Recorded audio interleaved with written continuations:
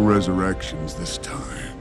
Wow, I can't believe they offed Loki in the first Oh, no, never mind. I thought you dead. Did you mourn? Huh, wow, I guess they just couldn't keep Tom Hiddleston. What? Like, how did he even do that? Ah, here it is. This one's for real, you guys. Loki's gone. He's actually gone! Where's Loki? Loki! Oh, JK, you guys, he's still around. Seeing as Loki will likely outlive every other Marvel character, I think they'll have a chance to do pretty much every story he and Thor have ever had. Well, I guess that's worth a look. Perhaps the coolest Thor story from the last several years has been Jason Aaron's epic run on the character. We'll already get the adaptation of the Jane Foster Thor and Thor Love and Thunder from Aaron's run on the series. His run covers several storylines beyond that, but perhaps the most interesting one involves King Thor of the far future. By far future, I really mean far too, as the universe itself is nearly at an end. Earth has one last chance to be saved, but Thor has aged into an old man, and it seems like his heroic days are behind him. Of course, this leads to some of the most heroic days of his long story, as King Thor has to do battle with his brother Loki one final time. The two ancient warriors do their final battle on planet Earth. This is the two of them at Odin levels of power, so it's much grander than anything we've seen from the pair in the MCU. I won't spoil how it goes, but the two were once again interrupted by an even greater evil that forces them to work together one more time. Tell me you wouldn't want to see Chris Hemsworth and Tom Hiddleston try their hands at that. If I could time travel, I'd go back and give the writers of Thor: The Dark World a copy of Jason Aaron's The War of the Realms, so that they could use that plot instead. Both stories feature the evil dark elf Malekith trying to conquer the Nine Realms, but there's a big difference between the two. One of them is actually good. Hey-o! You see, the story covers the devious and sadistic Malekith slowly building alliances across the realms to create an army that eventually tries to take over the world. So imagine instead of the convergence from the Dark World, Earth was beset upon by all manner of horrifying fantasy creatures. More than that, it features an excellent tale for both Thor and Loki. This is so unlike you, brother. As Loki initially seems to betray everyone by attacking his own mother to prove his loyalty to Malekith's army. Meanwhile, Thor has lost the ability to raise Mjolnir, leading to a crisis of faith in himself. Eventually, Loki reveals that he's been double-crossing his double-cross all along, and helps Thor regain Mjolnir to take down Malekith once and for all. Tell me that wouldn't have been better than Malekith just wanting everything to be dark again. Dude has a serious beef with sunlight, apparently.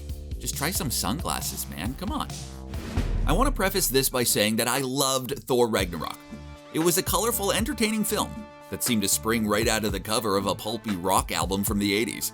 It reinvented Thor and gave him a much stronger character to work off of in the two follow-up Avengers movies. That being said, the whole Surtur saga was much better in the comics. It is considered to be the Thor series, as Walt Simonson took Thor to narrative heights the book had never approached before that point. The main villain of the series, Surtur, is teased for much of the run of the story, slowly preparing for battle. Thor and the previously treacherous Loki were forced to join forces by their father Odin to take the monster down. This culminated with Odin growing to Surtur's height to fight him god to god. Loki and Thor cast both of them back to Surtur's realm in order to save everyone, even at the cost of losing their father. Giant Anthony Hopkins, sign me up. It hits a lot of the same beats as Ragnarok does, it's just much grander in scale. We never saw Surtur end, so they could technically revisit the Surtur saga in a future movie or television show.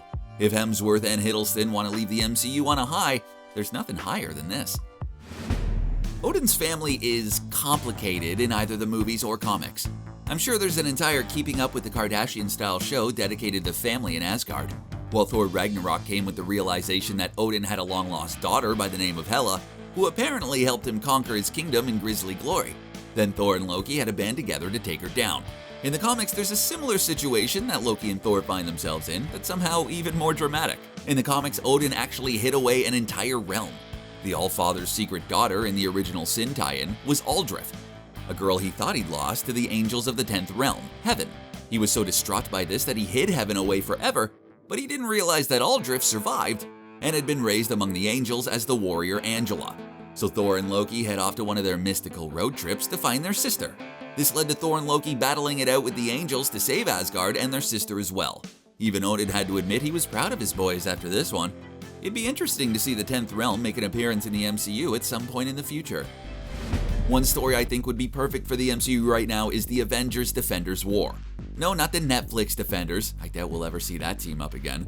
In the old comics, the Defenders were made up of Doctor Strange, Silver Surfer, Hulk, and Namor. They defended the world against mystical threats, mostly because Roy Thomas's Doctor Strange run was cancelled before he could wrap things up. Eventually, the team gets pitted against the Avengers in a classic superhero battle. It turns out that the whole thing was a plot by Loki and Dormammu to play both teams against each other.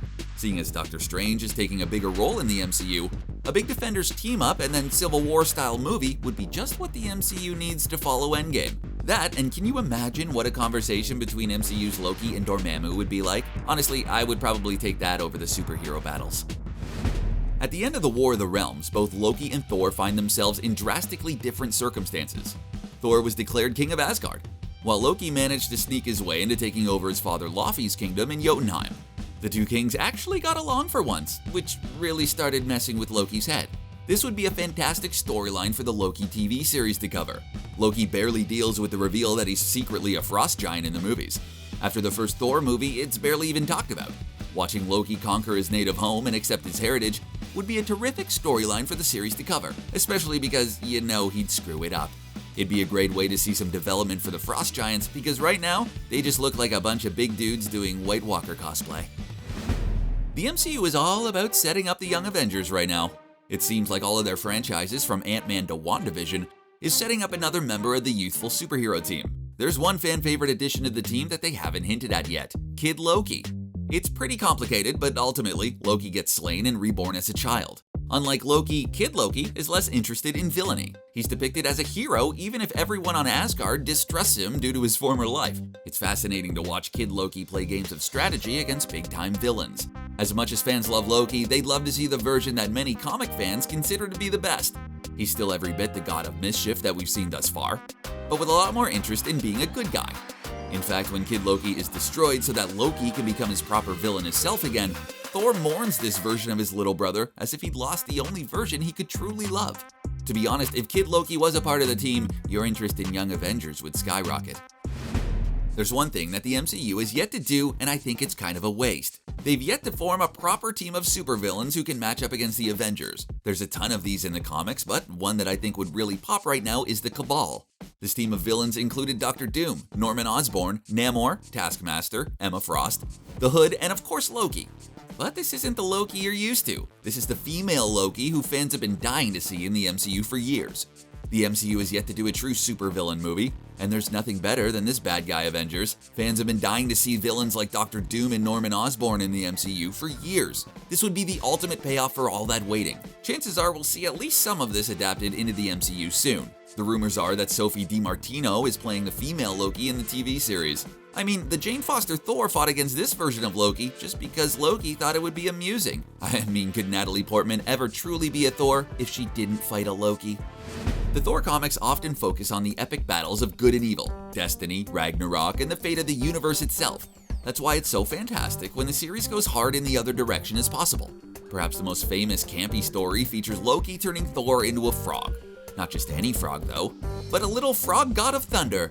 Walt Simonson made Thor just as serious as he ever was, as he united with his older woodland creatures to gain his regular form back.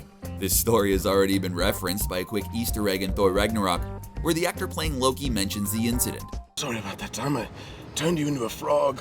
It was a wonderful joke. There would be no more perfect, funny storyline for the Loki series to explore than an episode that flashes back to this story between the two. While it's unlikely that the series will be able to snag Chris Hemsworth as Thor, they could probably talk him into voicing Frog Thor. Honestly, that would end up being the best version of the character to date. It's not easy being green and a god. Loki has told us many times that he hates Thor and was miserable living in Thor's shadow for all those years. While he's told us this pretty much in every movie he's appeared in, we've never really seen where all this hatred comes from. By all accounts, Thor seems to have been a pretty decent brother who actually cares a great deal about Loki. I mean, sure, Thor was probably like the quarterback equivalent at Asgard High, taking away any attention for Loki. That's not exactly motivation to become a supervillain.